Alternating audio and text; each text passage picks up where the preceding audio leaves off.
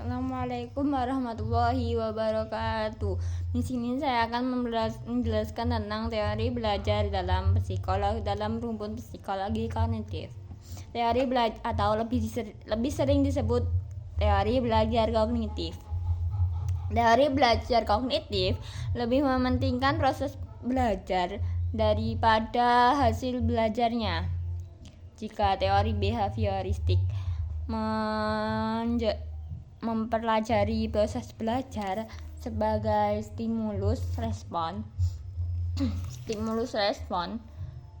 maka teori belajar kognitif merupakan suatu bentuk teori belajar yang sering disebut sebagai model perseptual. Belajar merupakan perubahan persepsi dan pemahaman yang tidak selalu dapat terlihat sebagai tingkah laku yang nampak.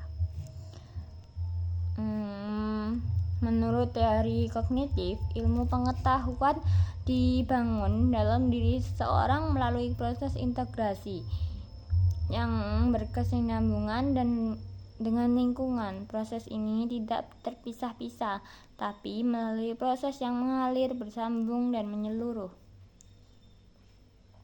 Menurut psikologi kognitif, belajar dipandang sebagai usaha untuk mengerti sesuatu. Usaha itu dilakukan secara aktif oleh peserta didik.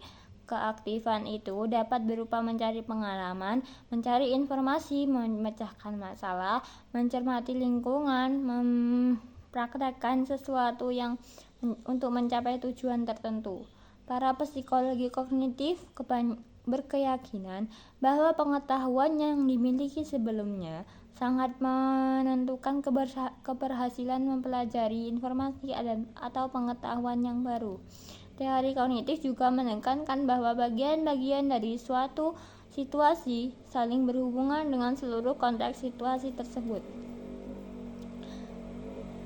Teori ini berpandangan bahwa belajar merupakan suatu proses internal yang mencakup ingatan, retensi, pengolahan informasi, emosi, dan aspek-aspek kejiwaan lainnya.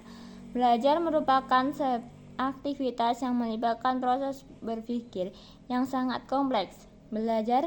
Proses belajar terjadi antara lain mencakup pengaturan stimulus yang diterima dan menyesuaikannya dengan struktur kognitif yang sudah dimiliki dan terbentuk di dalam pemikiran seseorang berdasarkan pemahaman dan pengalaman sebelumnya. Jean Piaget. Menurut Jean Piaget, perkembangan kognitif merupakan suatu proses genetik, yaitu suatu proses yang disebabkan oleh mekanisme biologis perkembangan sistem saraf. Dengan makin bertambahnya umur seseorang, maka semakin komplekslah susunan sel saraf dan makin meningkat pula kemampuannya. Jean Piaget menyimpulkan bahwa daya pikir atau kekuatan mental seseorang yang berbeda usia akan berbeda pula cara kualitatifnya.